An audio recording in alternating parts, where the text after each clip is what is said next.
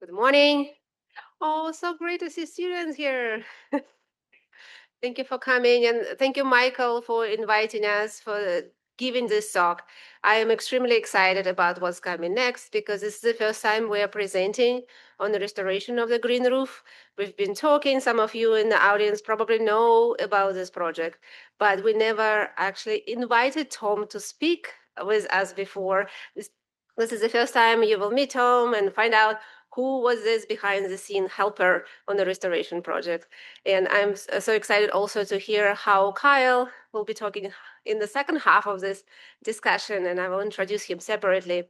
But in order not to hold you in suspense any longer, I would like to invite our speaker, and I just give you some background about Tom. He's been a president and co-owner of a Flora Source 41 years old company, agricultural supply company, and he's been working and providing green roof systems in Los Angeles and in California for many years. He was one of the designers of the original life science building roof.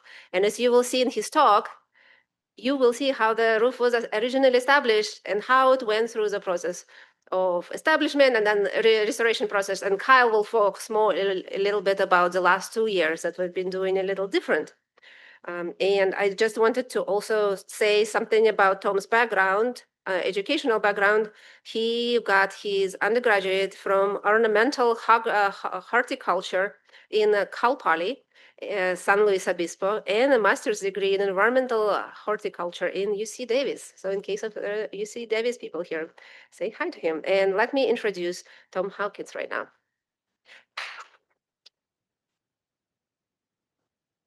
I will switch to the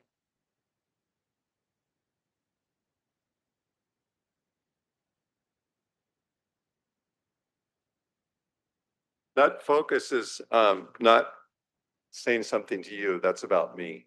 I'm not telling you. No, that's actually there from a past presentation apparently. So anyway, thanks for the introduction, Tatiana, and it's been great to meet Kyle and Nelson, sorry, part of the green team.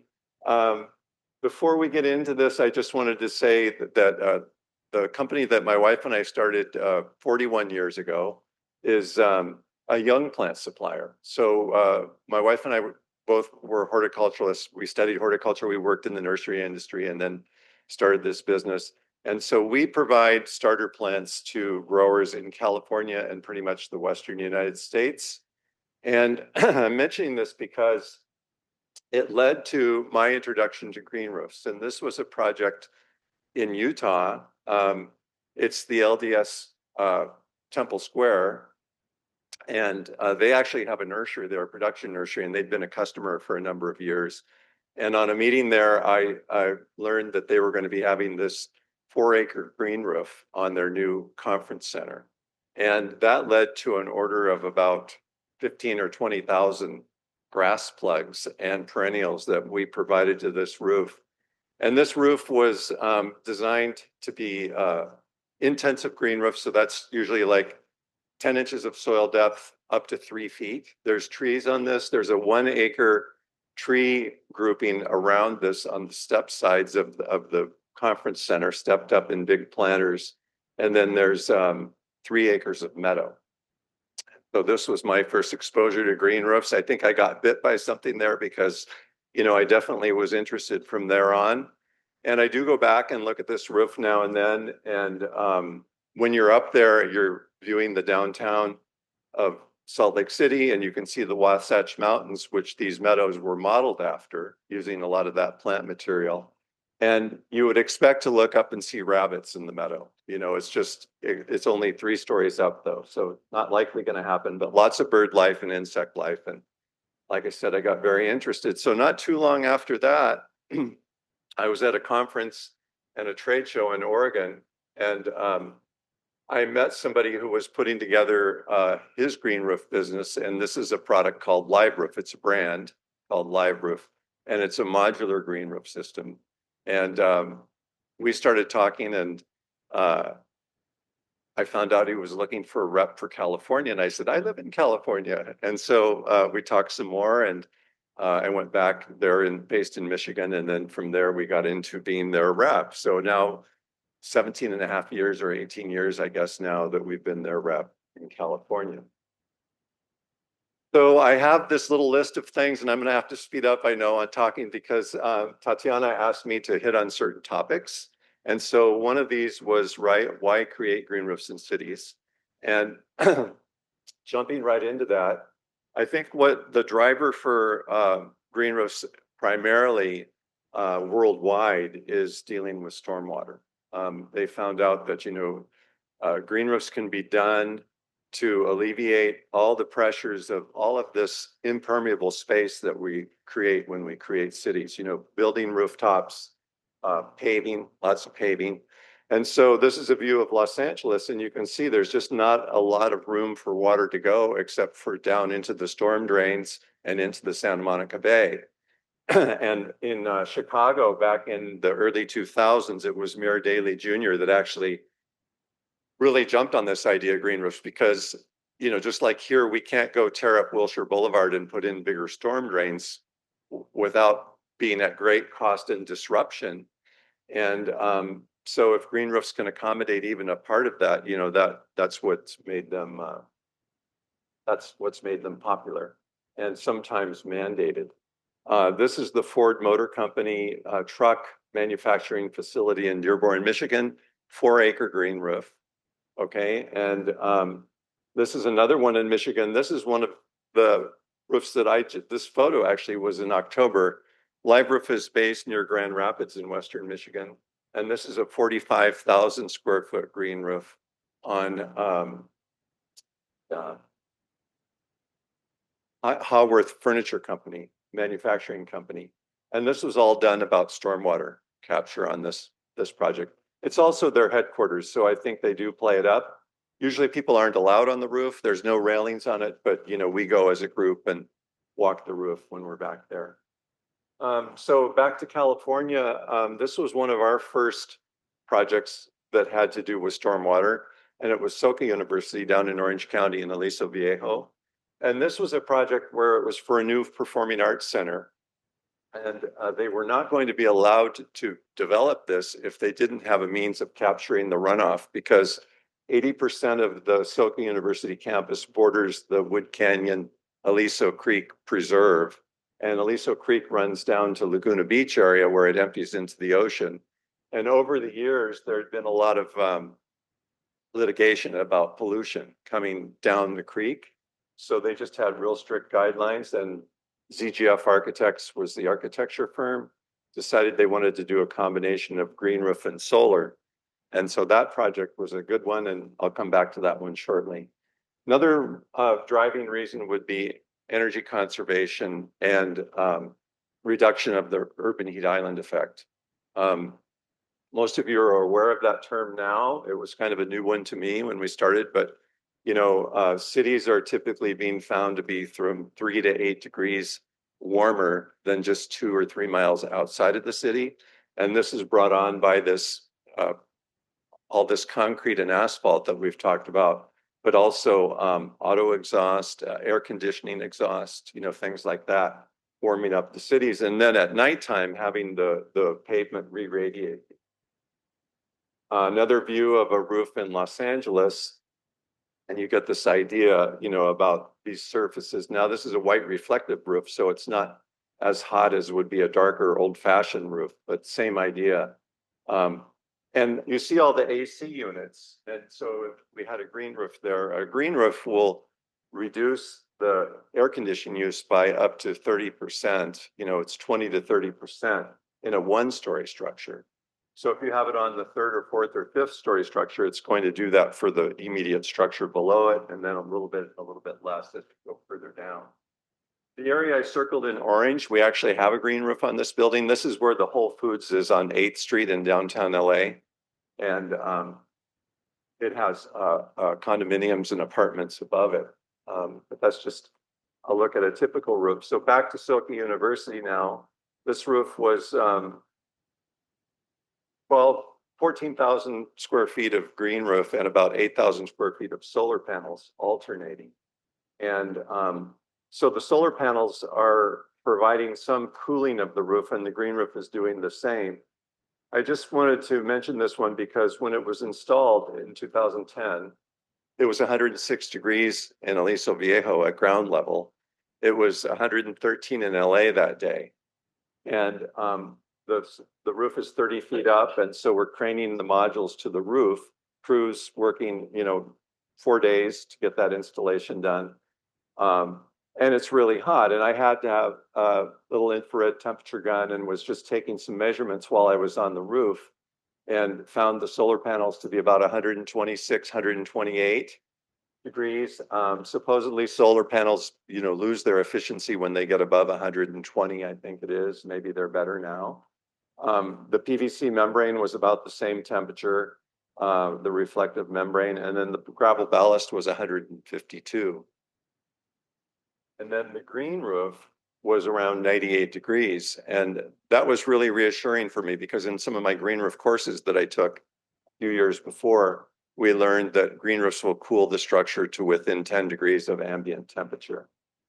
The little skipper that you see at the bottom is going to come up in later conversation. I just wanted to let you know that within 4 or 5 hours of being on that roof the first day, I was running into bees and moths and some butterflies on that roof right away, 30 feet up. It's just amazing how fast they can find stuff.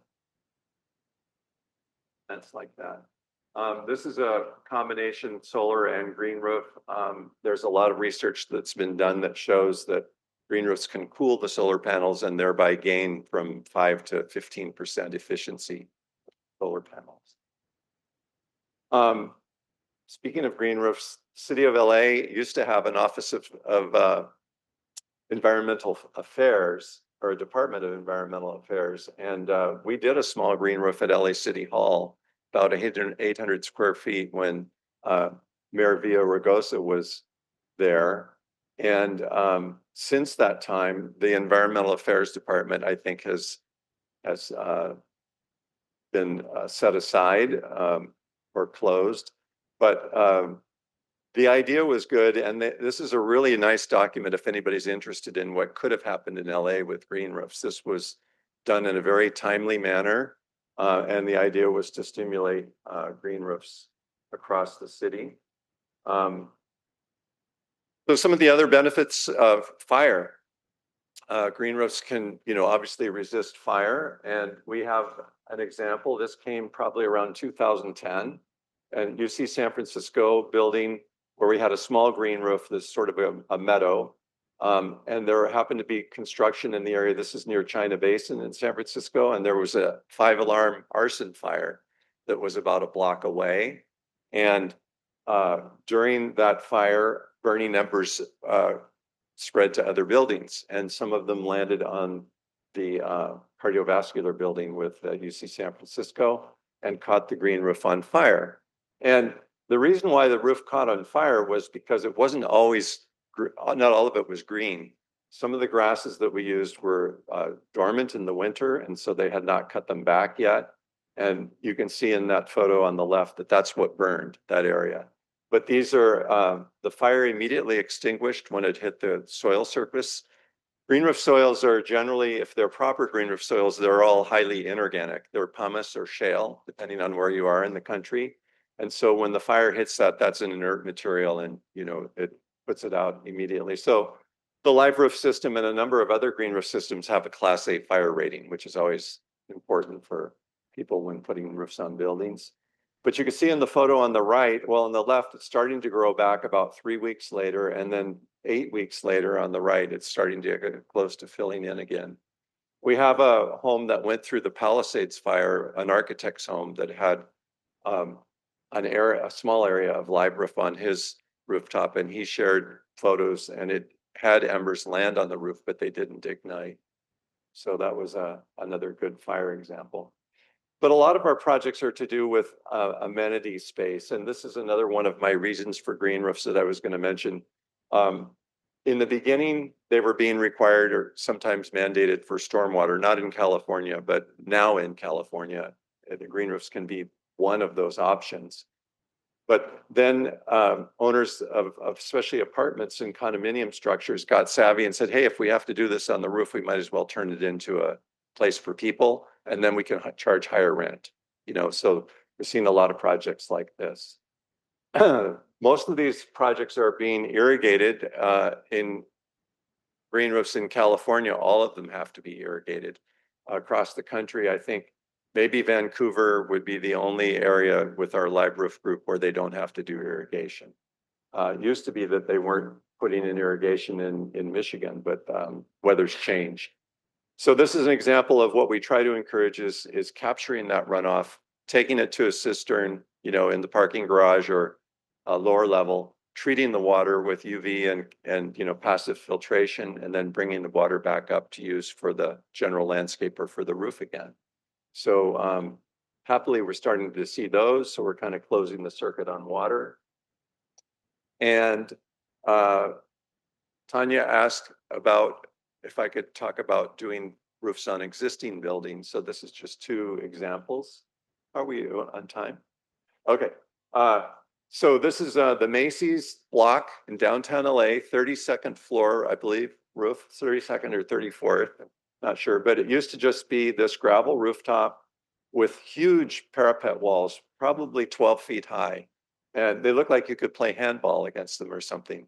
And a helicopter landing pad on that building in the middle there. And so what they decided to do was to put a green roof just in probably 1/8 of that rooftop. And I really like how this turned out. You can see that, I might have a pointer here, but you can see where the glass windows are in the far right of the upper photo. And they made a eating area and lunch area. And I would go back to see this roof, and it was amazing how crowded this roof was at lunch. I think they could expand that roof area because it's bringing people outside without having to leave the building. We don't expect to see much in the way of, insects or bird life on a roof that's 32 stories high, but you are getting a lot of the amenity aspect of that. Here's one that's on Olympic Boulevard in Santa Monica. This was just done 2 years ago. This is when we actually got to know the owner and wasn't really thrilled with what he had there before. You can see a lot of heat absorbing gravel. And if you've ever been on artificial turf, they have here, that's very hot. I measured that at 172 degrees. And so this is what they had. And then they decided they wanted very and some other native grasses and sedges, and the horses got retired in the steer and brought out these bears that I like much better. Yeah. But that's cooled that structure greatly. And one thing too that we run into a lot is heat off of reflected glass. So, certain times of the year, certain angles of the sun can get some real heat issues. So when we are working with landscape architects on the roof, we always want to know about the setting and figure out what kind of plants will tolerate that, because not all of them will. So onto plants now. Original roof at LMU were sedums, low-growing succulents, many of them from Europe. We have a few native ones in California, but they're not very good for green roofs. This was kind of what we were handed as the live roof rep in California, because we were working with Michigan and growers in Toronto and back east. And this was what they were using, which was kind of the model for green roofs that came from Europe. And immediately we started looking at other options though, because we wanted to see if we could incorporate some natives and some grasses. So we started going with grasses on the roof here on campus. Mullenbergia dubia is the big grass. Pine mully. It's a native of northern Mexico and Arizona. Not quite native in California, but grows very well. And other grasses using a combination. Just real quick on plants too. I forgot I have the slides here. We have, a very Mediterranean climate in much of California. And I just like to bring up the fact that there's only 5 Mediterranean climates in the world: the Mediterranean basin, a portion of Chile, portion of Australia, and at California. And so it's interesting because besides this unique climate that we have tremendous species diversity in California. And so they have, this is an old chart now, and I think this has probably changed, particularly in respect to their fire frequency that they show there. But there's 5,680 native species in California. You go down to South Africa, and there's 9,640 in even a smaller area. So Mediterranean climates generate lots of plants, lots of species, which makes it great for us in terms of having a wide variety of selections. So we do use a number of Mediterranean origin plants from any of those regions on our projects because they do really well in our climate. And we use quite a few mixed succulents. You know, a lot of these are coming more from Mexico and warmer climates, but they do well in California. And then we use mixed plant themes. So we're not using sedum roofs for the entire roof, but we often use them as a sort of spacer plant on roofs in between. And then a range of grasses and perennials and grass-like plants. This is what's driving our this is what's driving our green roof projects. I already mentioned stormwater, increased use of usable space, aesthetics and biophilia. That's a really big one. Actually, there are a number of hospitals, particularly in the Midwest and back east, and I'm hoping it's coming here. We have quite a few hospital projects, but they're mandating green roofs, you know, through some of these hospital healthcare groups. Because they found that patients will actually heal faster or feel better with that view of plant material. You have it with your life science building. You can just step outside and get that being in nature feel right away. Energy conservation we talked about. This is one that people don't think about, but increasing the life of the waterproof membrane. You put a cover over the membrane, there's no more UV damage, and there's no tremendous temperature fluctuation. And those are the two wear and tears on a roof. So in Germany, which is kind of the leader or the longest in green roofs of the modern era, which would be sort of from 2000 on, they are having roofs that are going, well, they started on this in 1980, actually. So they have roofs that are going on 40 years, 50 years maybe with the original membranes. Almost missing though, habitat replacement. That's a tremendous benefit, and that's the one that I have a real bug about. So I'm happy to say that we're starting to do projects where we're using native plants, and maybe not all 100% native plants, but this is, you know, the direction that things are going, and I think it's appropriate because it's tremendous in the sense that it's providing space that we've already built over, and now we're kind of giving back to nature, at least in part, for butterflies, bees, all kinds of other pollinators, and bird life. It's amazing how much bird life we see on some of these roofs if you use the right kinds of plants. And we're tending to forget about the fact that it's not just us when we're building these structures, and that we can kind of give back to at least part of the other living things.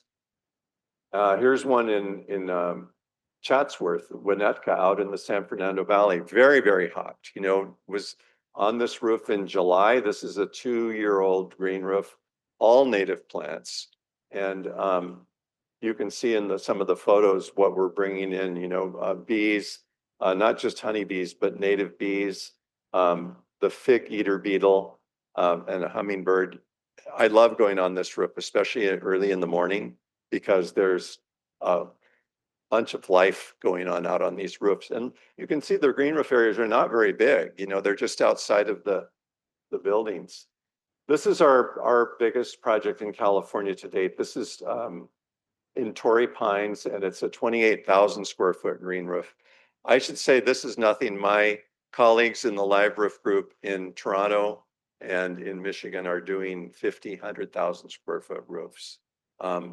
And I mentioned to you that Ford Motor Company roof was 4 acres, you know, so I'm not complaining about this. We're happy to have it, but this is that same roof 3 months later into spring. And we have 9 different plants on this roof, and 5 of them are California natives. And so, as you would expect, we're starting to bring in, birds, and then lots of insect life. And these are all photos that I've taken on this roof.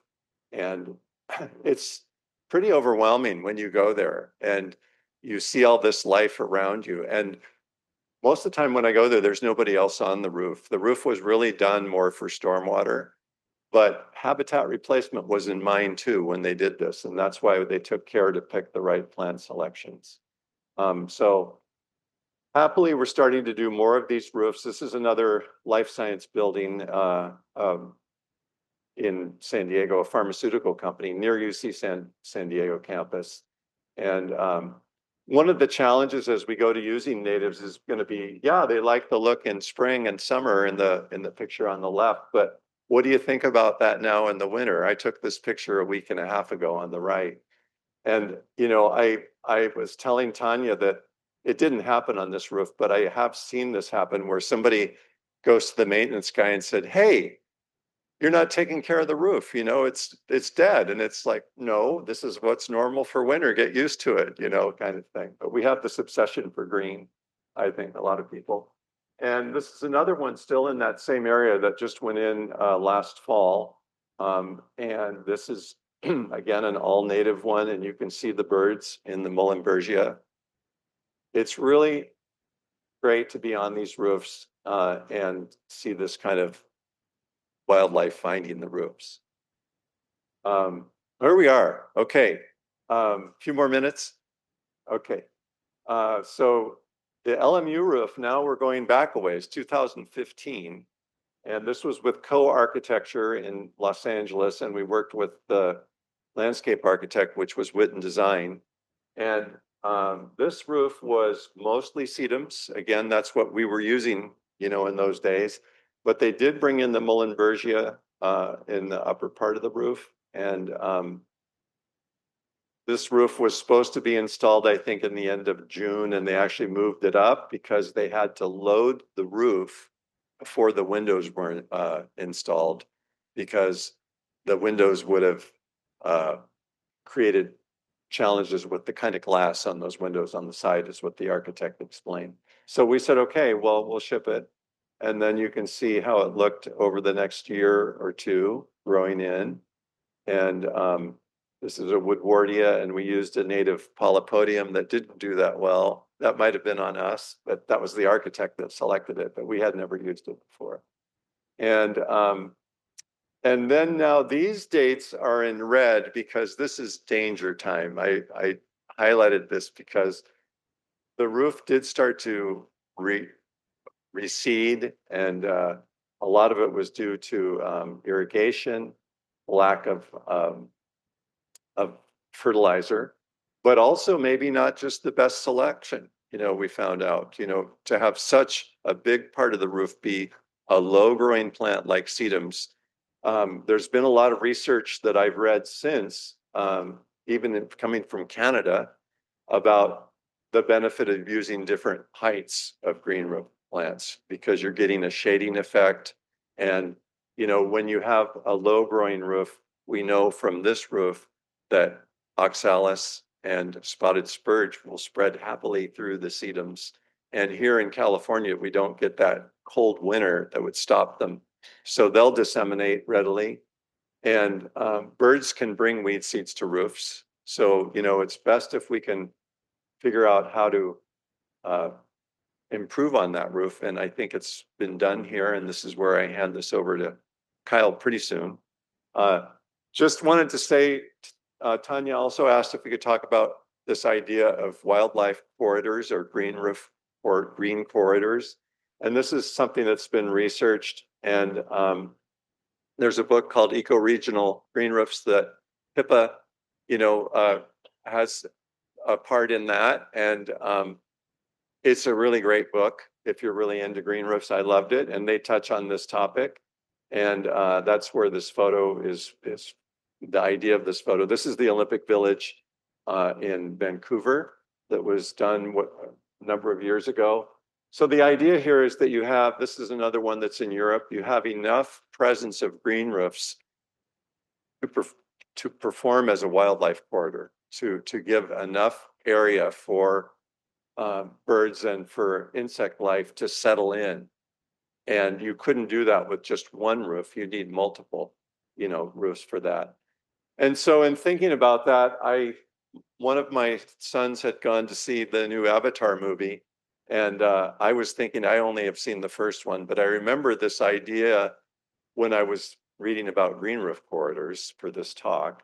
And it brought me back to this film. And this mountain range, which I can't pronounce, but in China, is where they actually got the idea for the first Avatar film, for the where they're flying to these different sort of islands. And that's this on the left again. And when looking at that, it reminded me of a structure that I'd seen in Milan. And there's twin towers. Maybe you've seen this before. These were installed in 2014, I think. And then probably 5 years ago, I didn't even realize it, but we were driving by it at about 70 miles an hour. And I was not driving, so I didn't get to stop. I got to go see these. But, this is one where they've actually done trees. And so, Tanya was asking me to talk about the corridor idea and what we can do in the future. And this is, showing these are real projects and real photos. It's amazing, what they've done with trees and shrubs. And you can imagine the kind of bird life and insect life that they've brought back here. So that's it. I kind of last minute thought I would take a picture of this photo. This has been on my desk for a long time at work, and I don't know who Paul Fairman is. I've Googled him and you get different people, but I know he's a California Paul Fairman because he's talking about going to Yosemite. And he says, nature's not something separate that you can go up to Yosemite to see. You can bring it into your backyard. You can make it a part of your life. A hummingbird arrives because of the native plant that you purchase, and you realize, hey, there's a hummingbird in my life. And this is how it's supposed to be. And I think that's such a great expression because it's doing these little things like the LMU roof that might hopefully spur another project on campus and then might help spur another campus to do another project. But we can be doing these same things ourselves. And doesn't have to be a green roof. It could be your garden and that, but it's this connection with our nature and our native plants. And I'm not pushing that 100% on any design firms, but I'm making sure that they're aware of it. And so thanks for letting me speak with you. And Kyle, to the rescue.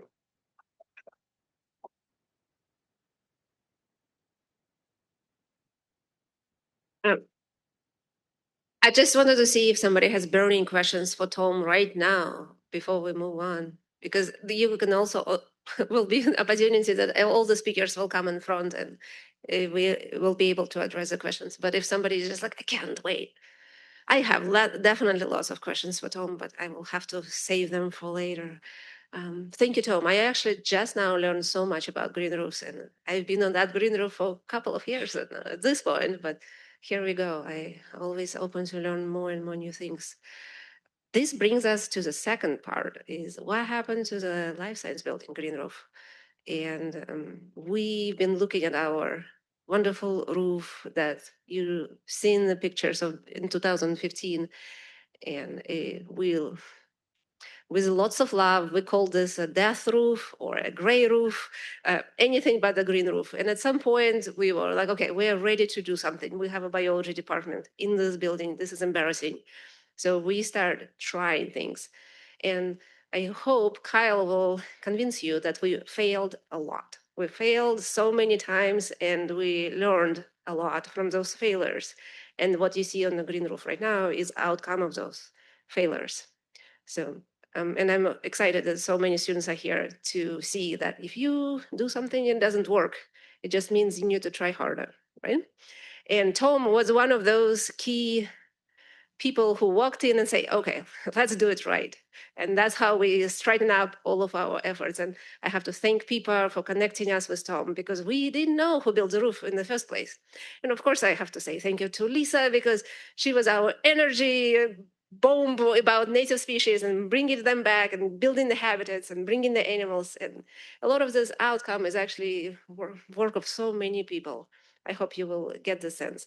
So introducing Kyle. Kyle was a freshman when we started this project, and he started working in the stockroom already. We knew who Kyle is, and when he heard that we're doing the green roof restoration, he just jumped in and said, I want to help. And he was a volunteer and a stockroom worker, and he was just all over the place. And he was at the very, very beginning of the green team efforts.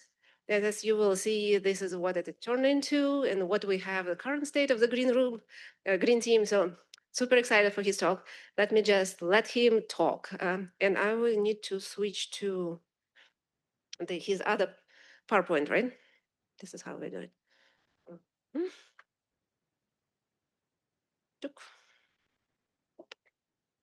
Here we go. Welcome, Kyle.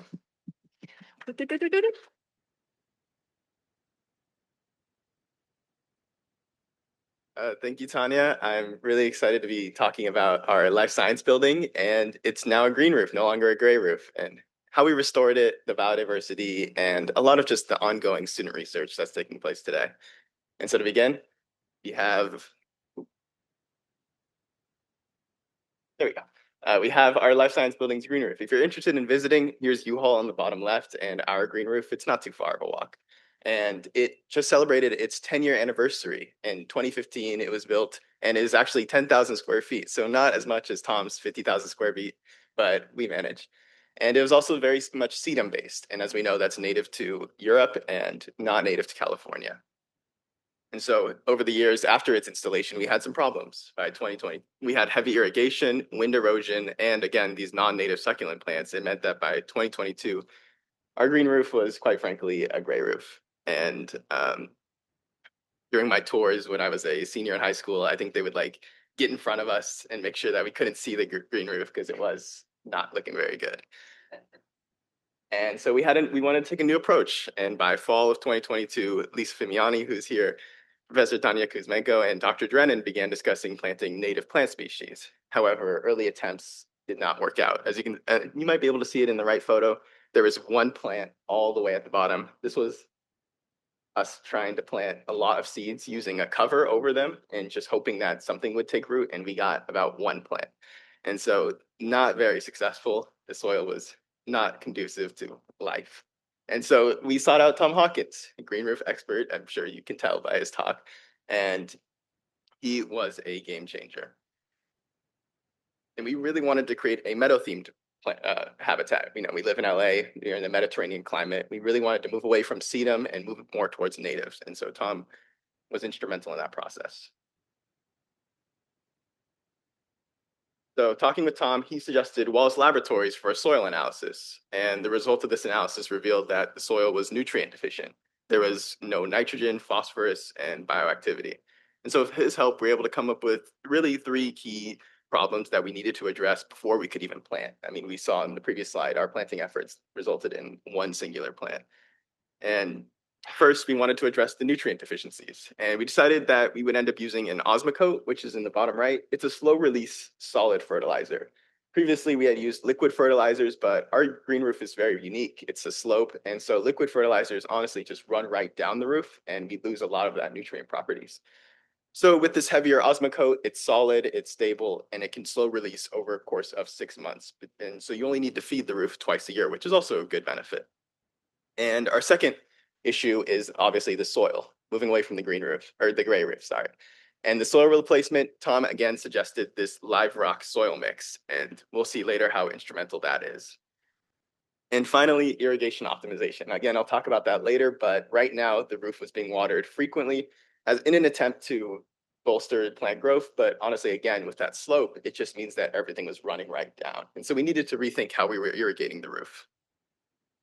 And so we had all these ideas. We needed to really see if they could work in a small scale. So in May of 2023, this was during my first summer at LMU, and I asked Tanya if I could do SERP with her. And so actually I had a research project, but she made me spend the first 2 weeks up on the roof planting a bunch of plants. So there's me right there. And so in May of 2023, we employed a lot of Tom's suggestions.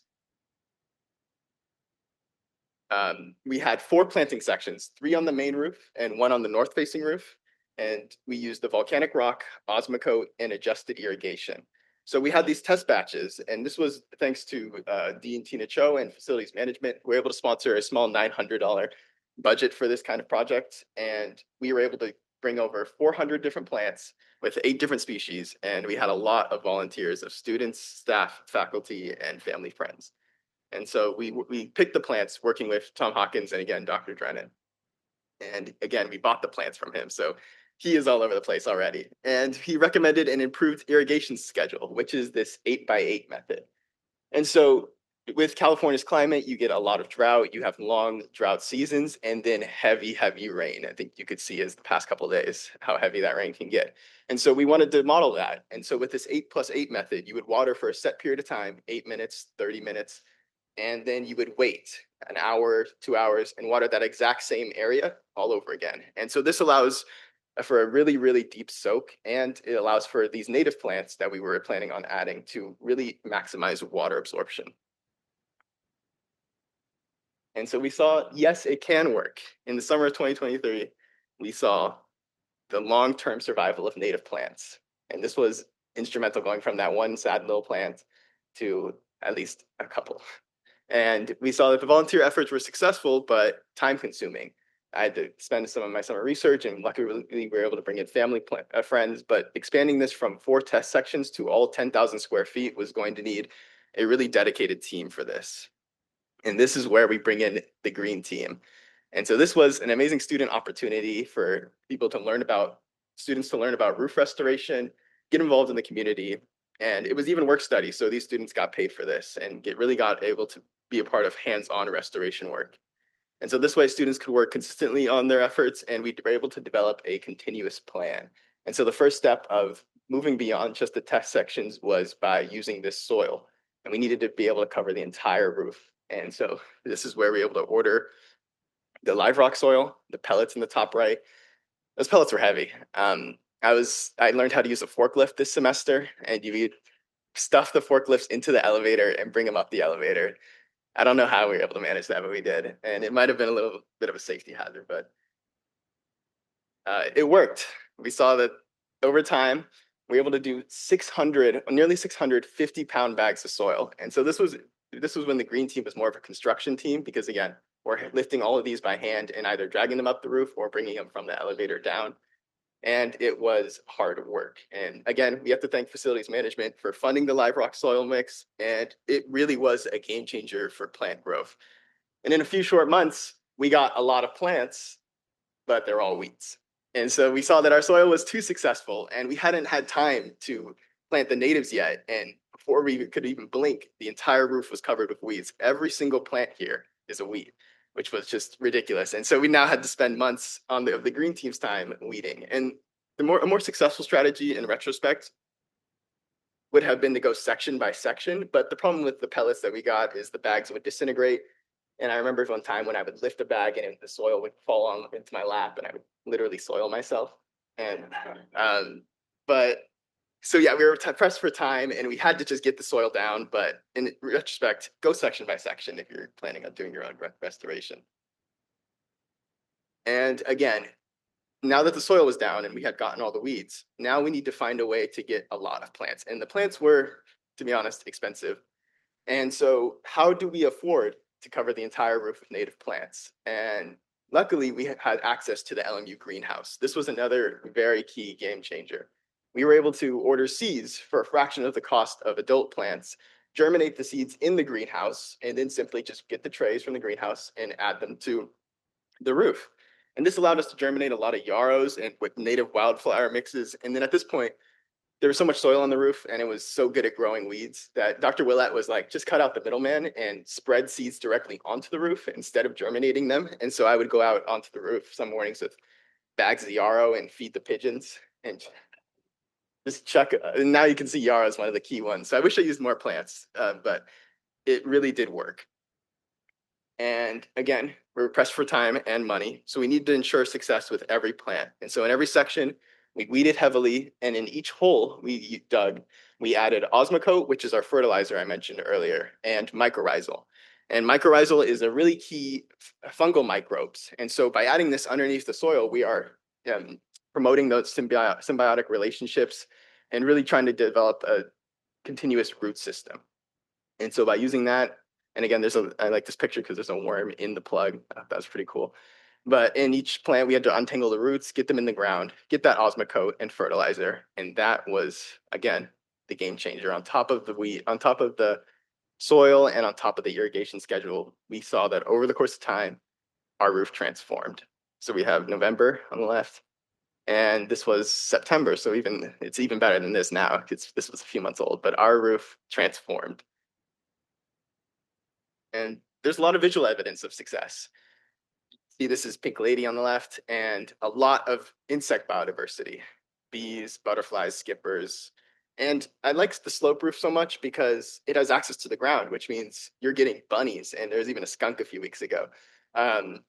You're getting these really unique animals on top of the roof that honestly aren't really expected. And I think that's a really cool future research opportunity, but that's getting ahead of myself. And we also have California poppy, and you can see on the right just how many different species we have. And of course, we're scientists, so we don't like pretty pictures, we like data. And so we can see, this is some rough estimate of the quadrant sampling. We can see the Idaho, which is our grass species, Mexican daisy, and the yarrow that I was spreading like crazy are definitely the biggest contributors. I don't think you can see it in this PowerPoint, but this green dark one is stonecrop, which is the sedum. And so we're still seeing that the sedum is a big portion of our roof still. And so now, I mean, at the end of the day, we wanted our roof to look green and the sedum is green. So we're like, hey, this is a good middleman. But now that we're moving forward, we want to really remove the sedum just because of all the benefits of the native plants. And then you can see so many really interesting plants in smaller amounts, with your treasure flower, your strawberry, and Rocky Mountain goldenrod. And you can see that our restoration work still isn't finished. We have 10% of the roof uncovered. It doesn't look like it in the pictures, but there's still really big patches, areas like the top of the roof where wind is really heavy and the soil is really light, that we still need some pretty intense restoration efforts. And then our most recent count, I think it's higher than this now, but our most recent count showed 33 native plant species. So that's blowing Tom's 9 or 10 out the water. I'm sorry, Tom. Even though you have like 60,000, so I'm happy with that. And we can see that the green roof is also a teaching platform. This is Dr. Eisen in the bottom left. She's teaching 2 students here how to use sweep netting. And this is so amazing to see that the roof is now a model system of biodiversity, a model meadow environment that you can use to teach people, which is incredible. And just going from that one plant to a model ecosystem just is the happiest feeling in the world. And again, it's now being used as a research platform. And so I'm doing my thesis on the green roof right now as a means of urban ecology. And there's a lot of really interesting data we're in the middle of collecting. So to begin, I'm looking at insect biodiversity. I'm working with a student from Dr. Willette's lab, Nick Genovese, and we are sweep netting the roof. And that gets us these jars like in the top right. And our first sweep netting got us about 7 of these jars filled with insects, hundreds. And so that's going to take hours to identify all of them. But we're getting some incredible results so far. And it lets us ask some really interesting questions because, for example, part of our roof is still a lot of sedum-based. And so that means that there's going to be different insect profiles on the sedum versus on the native meadows. And so we could get some really great comparisons on that. And I'm really looking forward to that. And again, pitfall traps. This lets us count ground insects. So like roly-polies, for example, and hopefully we can get a lot of those. And then moving on to thermal performance, infrared imaging, we've been able to use a camera, thanks to Dr. Drennan, to really compare individual plants. That's this image on the bottom. This is a seaside daisy. You can see there's a big temperature difference from the nearby soil to that plant. And we can also compare individual plants. Succulents transpire differently. Does that cause differences in cooling potential? We'll find out. And temperature loggers. This lets us compare the roof as a whole. And so we can compare a nearby white roof like on Seaver to this green roof and really quantify how much urban heat island mitigation we're getting. And then finally, soil chemistry. So we saw that 2.5 years ago, we sent that soil analysis to Wallace Laboratory, and we were told that it was not good. No nitrogen, no phosphorus, no bioactivity, not suitable for plant growth.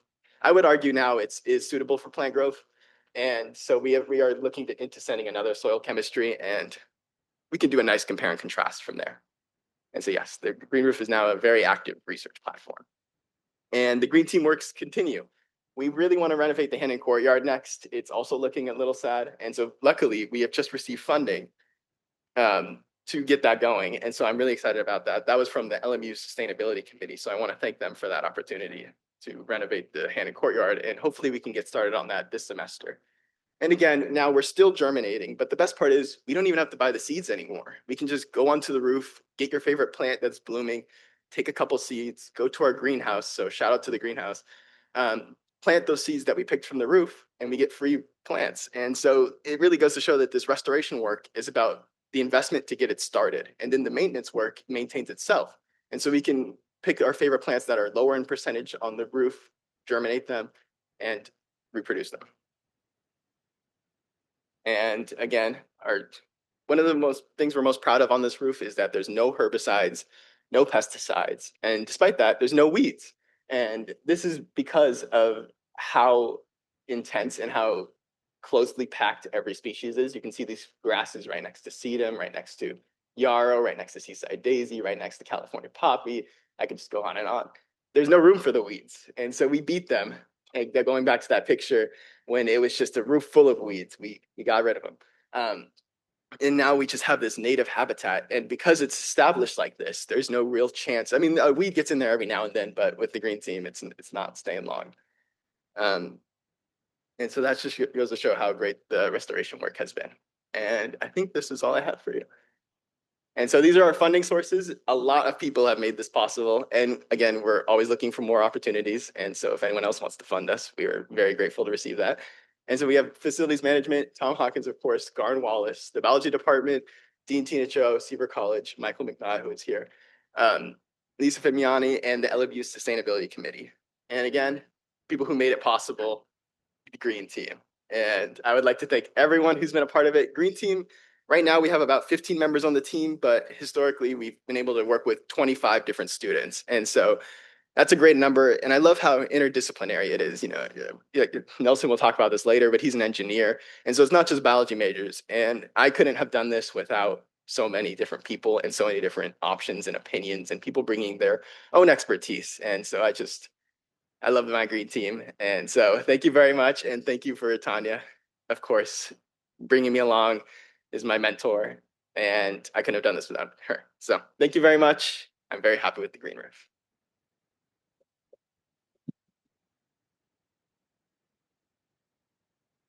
Just checking if somebody has a question for Kyle before he leaves the stage. He'll come back in the like after Nelson. But if somebody has something, okay.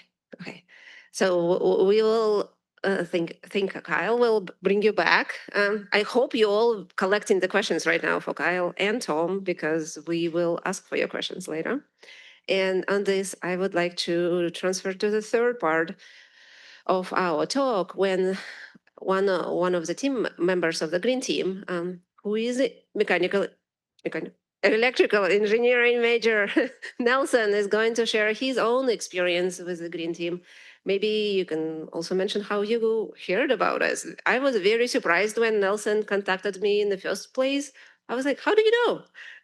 I think he heard from the volunteering efforts we did at the beginning, but somehow he found me and like, I want to be on a part of the green team efforts. And now he's a senior about to graduate, but I'm sure he has plans for the future of the green teams, both Kyle and Nelson, and growing. We have more green team members here too, so hopefully they can contribute too. But on this, Nelson, would you like to take stage and share your experience? No power on Nelson. He's a welcome. How's it going? I don't have a PowerPoint, so I'm just gonna kind of talk about my experience. So I first kind of got involved with it during freshman year when the Seaver College was giving a tour of some of the facilities, like the scientific research facilities we have. One of them was the herb garden, actually. And Tanya, you came out and explained kind of what it was used for. And I, at the time, okay, so I grew up gardening, and at the time I was looking to see if I could do that at LMU. And I know we do have a student garden, but when I saw your presentation on the herb garden, I thought, oh, that's cool. I wonder if I could do that.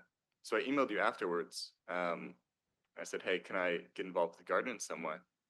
And you said, yes, of course. We have this green team. And so the next semester I was abroad. When I came back, I joined Kyle in the green team, not just on the herb garden, but on the whole roof, which was a nice surprise for me. I also didn't know I could get paid for it, which is even better. So that was kind of how I got started with it. It was just a passion for gardening in general. And I'm very glad I did end up reaching out to you, because it's been one of the most, I think, rewarding experiences of my college career. It's now like, I think 2.5 years on this green team. So definitely my longest term project. And just seeing how much it's transformed has been really nice. I think that first summer after I left and came back, I noticed the plants we had planted the semester before had like actually flourished over the summer.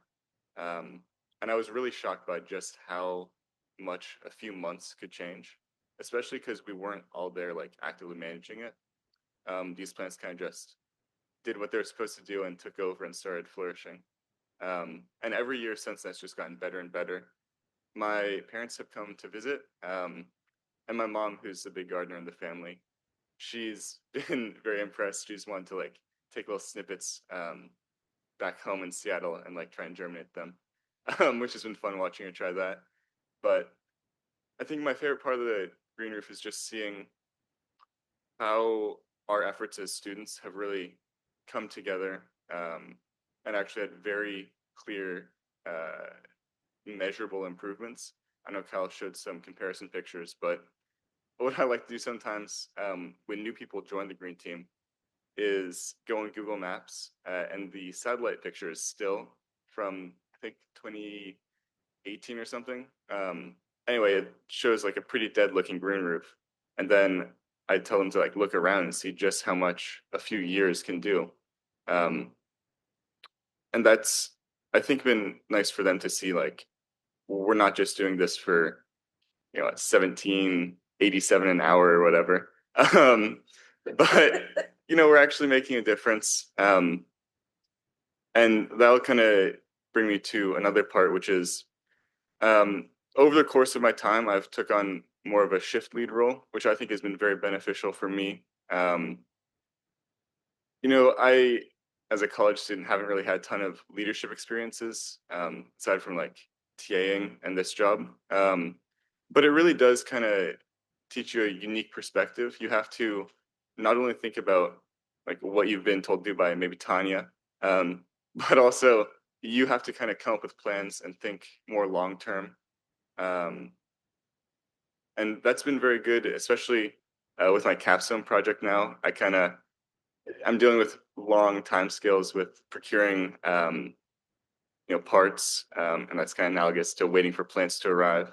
And this experience at Green Team has kind of taught me, what to do in the meantime, how to find things that are littler that you can do, and also intentionally set aside stuff you can do that's not very critical, so that if you do have a slower day, you can always fall back to that. So I know I always keep a few seed bags of harvested yarrow that we took from the green roof, and if it's a slow shift, maybe it just rains, so we shouldn't walk on the green roof or something.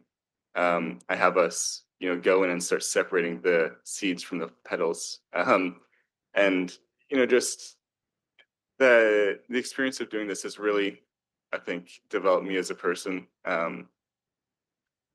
And yeah, I'm very grateful for, of course, Tanya, and all of my coworkers. I have 2 of them here, and some couldn't make it, but I think it's been very nice seeing everyone come together, and all the different folks we have. I know obviously it's a lot of bio people, a lot of health and human science as well, but we also have another engineering major, Julian, who's part of a different shift this year.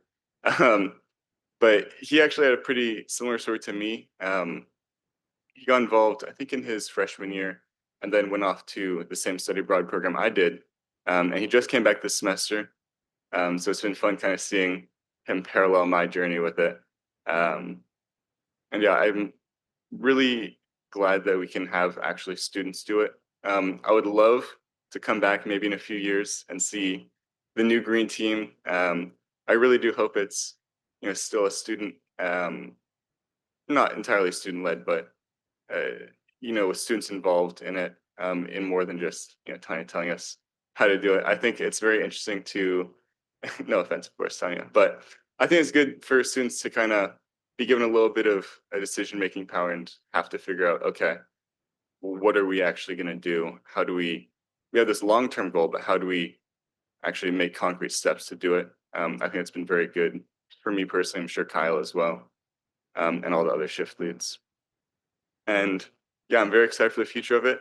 I know we've been having some issues lately with the irrigation again. And I assume there will always be issues with something or other, but one of the most important things is figuring out how to overcome those issues, see what you can do in the meantime while you're fixing them, and ideally anticipate future issues, and kind of have a plan in the back of your mind, like, okay, what do we do just in case? I'm sure they'll have it much more figured out than we do right now. And I'm very excited to come back and see how it's going.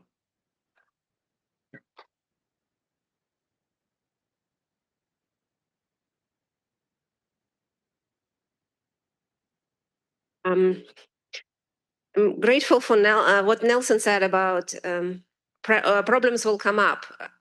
My colleague in computer science, Jordan Freitas, she said, problems are not a bug, it's a feature.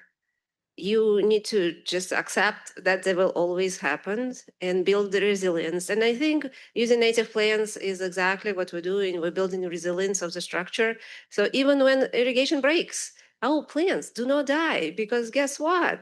They are adapted for this kind of environment. They are ready for the challenges. And we doing those kind of investments for the reason, because we anticipate the problems and we know there's going to happen, and we will be ready to address them. And the green team will be hopefully here to take on the lead on whatever it takes. It seems like the girls will not want to. So we have Ruth and Amelia here. They are relatively new to the green team, and we have other green team members. So if you want to approach and talk to them specifically, they'll be here. But I was wondering if we can get our speakers back here and we can address a few questions. I'm sure you have questions. If anything, I will have a couple because I was just burning with questions. So can we get Kyle and Tom and Nelson maybe over here? And we have 3 mics. Maybe we can take like 10, 15 minutes. And let's see if somebody already have a question ready. If not, I would like to have one. No, not yet. Tom, we need you to come take a seat. And while he is taking a seat, my question will be for the seniors. You are leaving, guys. You need to make sure the green team is in good hands, and it's not my hands, because I'd rather not to tell you what to do. I would rather do my my job. So maybe one of you can comment. What can you leave behind you so the next year green team can be on their way and have a strong leaders and stuff like that? So I've been thinking about that a lot, and like what is going to be left after this. I honestly never envisioned a green team exceeding my involvement in the LMU, but now it's clearly something that I think is here to stay, which I am so proud of. And one of the things I've been doing is different people who obviously will be here a few more years. I can think off the top of my head, Tara and Ian, who are sophomores and juniors right now. Wow, oh my gosh, I'm getting old. And so I try to take a step back and let them think about, hey, today we want to plant some plants, but we have limited funding. How can you think of a way to maximize plant growth? Or, I mean, now we were in the middle of when we were applying to the LMU Sustainability Committee. That's something that, usually when it came to funding, something Tanya or I would do. We had every single student write a proposal, for example. And then we ended up having 2 or 3 of those. I think Amelia wrote a proposal that got accepted. That was the one we now have funding for signs on the roof and things like that. So just having each student, even the new ones, take a step into leadership, try to think like the big wigs, look towards funding, look towards what will we be doing in 6 months instead of just tomorrow. And yeah, that's what I've been trying to do as taking a step back. Anybody has a question? I will walk with the microphone. While I'm walking, I am also thinking about the budget and very interesting, like how you worked with limitations. Thank you, everybody. I'm a faculty member, and in the School of Film and Television, and I watched the green roof slowly become a gray roof over the years, and I was kind of stunned and wondering what was happening with it. So I'm really happy to hear about the effort to restore it. My question is for Tom. I'm curious if you're developing a project, a building. Obviously, a green roof is more expensive than a traditional membrane, and it requires maintenance, which we've had learning, and maybe we don't get it right the first time. Can you give any sense of when you're budgeting, do you do things by square foot? Like, oh, you want to do 20,000 feet, it's going to be this kind of additional cost. How do you negotiate that with a architecture firm or a builder or a client? Yeah, well, there's different systems out there, and I mentioned that one of them is, what we call an intensive roof, where you're bringing soil to the roof and planting it like you'd be planting a garden. And then there's the modular systems. A lot of that comes down to what the project involves. If it's trees and shrubs, a lot of times it's going to be soil brought on the roof. Those are the most expensive because they're much more labor intensive and bigger materials. And then for us, with our product that we offer, we have 4 different module sizes, which are related to soil depth. And the cost for the product is about half the cost of the installation, the total turnkey cost. So our green roof modules will range from $32 a square foot to $65 a square foot, depending on which size and what kind of plant material. And then you're going to take that figure and double that, or maybe even more, depending on if you're craning to the roof. You have $4,000 a day for a crane rental and that kind of thing. You have to add in irrigation, and those kinds of costs. So green roofs are not cheap. They shouldn't be. We want to do them well. Obviously, we know a lot more about plants now, and have more of a palette for architects in California for green roofs than we did when we first started. I think a lot of businesses kind of, when something's new, you kind of mature into it. And in that sense, we're moving more and more into native plant materials. It's what I really enjoy. It's not what every project calls for. Again, sometimes natives are not going to work at all. And, we know, like on the project that I mentioned in San Fernando Valley, that's, 108 degrees, 110 degrees in the summer. If they're going to overhead water native plants, in that kind of weather, they're going to lose the roof quickly. But, we're able to learn from each project and just, try to make it better. But that would be about the cost figure. It's not cheap. If you factor in that you now have, instead of a 20-year warranty on your waterproofing, and you might have a 60-year roof, and it's not going to be pulled off and go to the landfill, that could be a benefit. But sadly, most building owners that I've encountered are not very green. A few are. I don't want to put them down, but they might have sold that building 4 times before the roof was going to be ready to be replaced.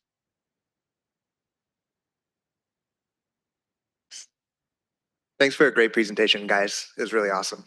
The first question is for Kyle and for Nelson, and that is, what has the green team done for impacting what you want to do in the future with your careers, whatever that may be? And then the second question is for Tom, because I believe you were their age one time.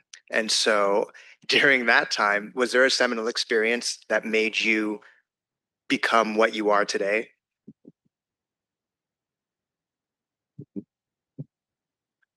Thank you for the question. So as Tanya mentioned earlier, I'm an electrical engineering major. So that might not seem super green focused, but I do want to go into renewable energies or carbon-free energy sources. So tangentially, I guess, green roofs are good for the environment, I would like to do my part and help there. I would also like to, have a house with a garden at some point. I think that's one of the things I'm most excited about of moving out of an apartment, honestly, is being able to, just kind of have my own garden to play around with. And being on the green team has definitely kind of scratched that itch for the past few years. So I'd say it's given me more of an appreciation for what it takes to actually care for a garden long term. Obviously, green roof is pretty different from like a home garden, but I'd say it's been kind of illuminating for my ideas for my future garden. And I am pre-med. I'll be starting med school in July. And sometimes I worry Tanya thinks I'm going over to the dark side. But I talked about this in like my personal statement. And I think just working on this roof has made me a better person. It's made me think holistically about really what healing is. And I think healing is universal. I think healing a roof isn't fundamentally different from healing a person or something else. It's all about putting in that time, putting in that effort, knowing when to step back, knowing when to let it stand on its own. And so when I think about my experiences, the green team has been the most fulfilling experience of my life so far. And I think it's really made me develop into a leader, develop into a person, and develop into someone I'm proud of. And so I can say I can take all those skills forward into medicine. And that's what it's been for me.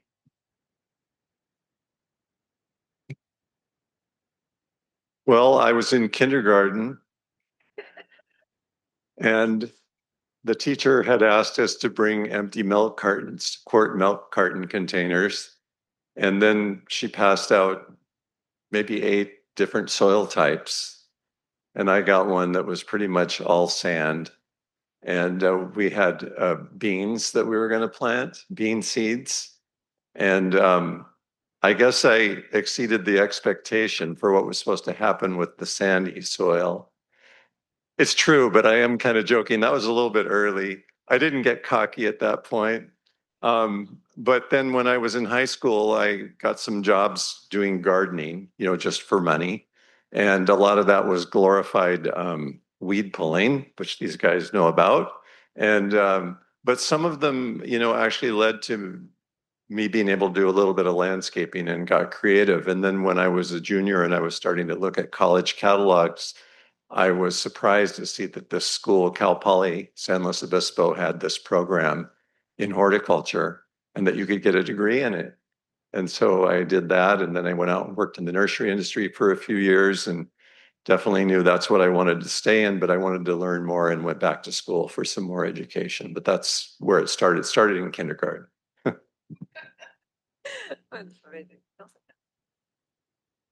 I really enjoyed the talk. This question is for Kyle, but you presented kind of this graph of data of, I guess, the populations and the species that exist on the green roof. Can you talk a little bit more about your methods to quantify that? And I don't know, were there any ups and downs? How was that experience for you?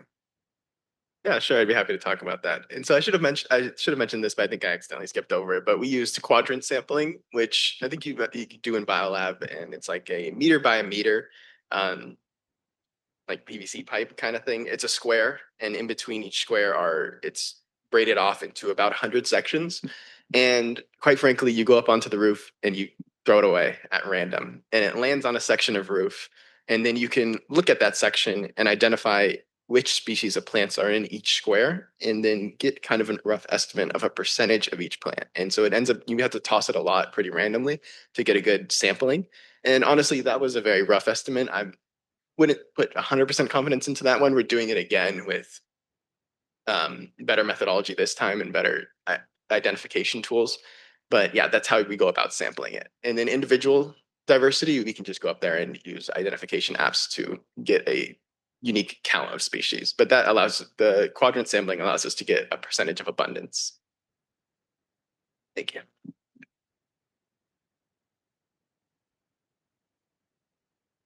Hey guys, great job. This is for Nelson. I'm also a fellow electrical engineer. So just coming from like a tech perspective, I'm just curious if you have thought of there's any opportunity to present tech into like the green team and how it can make your guys' processes more efficient, or exciting or anything like that. Yeah. Yeah, so there have been a few ideas over the years. I just honestly I've been a bit busy to do them, but we played around with the idea of having like a network of moisture sensors that we place just around the green roof, and those would ideally talk to each other and then to a computer and gather data throughout like I don't know a month or a year, just constantly about how much moisture the soil is getting. That's been one of the biggest issues with the green roof is that the irrigation um, it's not been super consistent. So we've tried using these little plastic things that you stick into the ground, and then they have a little bucket, and when it gets watered, the water fills up there. That well, one, it's kind of you have to go on the green roof right before it gets irrigated, which was not during any of the shifts. So we had issues finding people willing to do that. But two, we've now used drip irrigation, which does not spray water up into the air, so that won't work anymore. So if you want to, take on that project, it could be, a combination of network engineering as well as maybe you could design a PCB board. I don't know if you know, but we do have a PCB printer here now, which is free for students to use. So maybe you could talk to Leah and Tanya about that. I'm sure she would love if we could do that. And there could probably be some funding. As far as other tech, we do have a wildlife cam that has been it's been giving us some issues, but it would be wonderful if we could maybe have some cameras that go off and maybe automatically log like the birds and rabbits and other species that we see on the green roof. I know there are cats on campus. I would love to know if the cats hang out on the green roof at night. So maybe you could do something with that as well. But yeah, I think there are plenty of options. Tanya, if you want to talk to her about it, I'm sure she would love to get some more folks interested.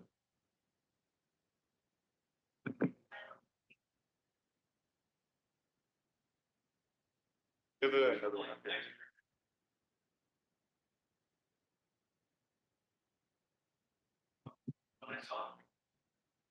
Stunning. And I found just something for all of us in this room, if we're interested in this, there's a house / condo that got built in West LA that they call the Machine for Living. And it's very much a sort of a small scale version of what you're seeing behind you there. And it's only about 4 miles from here. If you Google the Machine for Living, it'll probably pop up. And they're not as extensive as this, but it's like really an interesting idea. And I got to go to Milan to see that. And I'd like to give a shameless plug if I can. Can I give a shameless plug? So about native plants. So tonight at 7 o'clock, I directed the film that's screening, which is all about the Gottlieb Native Garden and the work they've been doing in terms of, acre and a half native garden in Beverly Hills. But they have a naturalist who works there. Lisa's involved. And if you're interested in learning about what our garden may become and maybe what we can do on campus, let's turn the sunken garden into a native garden. It'd be amazing, right, to see what would show up. So if you're looking for something to do at 7, please come back.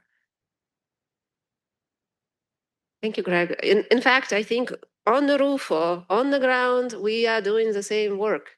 And if you look at it, just like Kyle said, healing of the ground, healing of the roof. It's a process of restoration. That's what unites and brings us all together.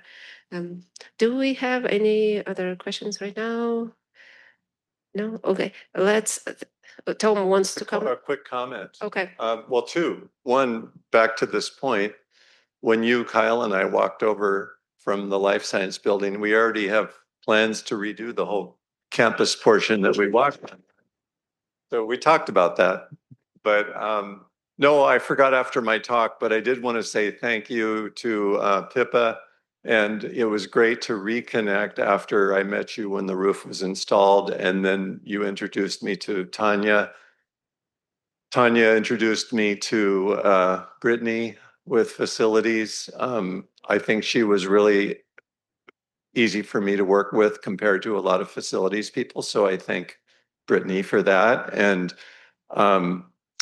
just the facilities people, I know they don't have the easiest job, even on the maintenance side, but nobody ever chased me away. They'd see me on that roof at weird hours, and I would always offer to make suggestions. But once you came in, Tanya, it was a real change. So I thank you for being that dynamo. And you were kind of being my mentor, for dealing with this green roof on campus. And I can see, it's made a great difference along with all that the students have done. So thank you all for that work. Mm-hmm. And thank you, Tom. And to close off, I would like to say that we don't, aside of this presentation, we want this knowledge to stay with the community and continue and grow. So one of the goals that Kyle has is to publish this work. So the people who will work on the green roof after us on a different roof, and just like Tom said, every green roof is different. We should publish those so we don't have to do trial and error every time. So we can go to those publications and see what people tried, what worked, what didn't, and just make this process more and more efficient. So all of this time is not wasting doing something. Oh, so it seems like it's coming in a few months that we will have collaborations with other people who is trying to restore green roofs in Los Angeles, including UCLA, people live streaming. So we definitely want to expand those efforts, and what students learn and what we learned with Tom together on this roof, we definitely want to apply it on the ground, on top of the buildings. And we just want to, this is a great beginning. And I'm very, very grateful for this opportunity to bring all of those students and Tom in this room and share the excitement. And thank you for coming, everybody, too.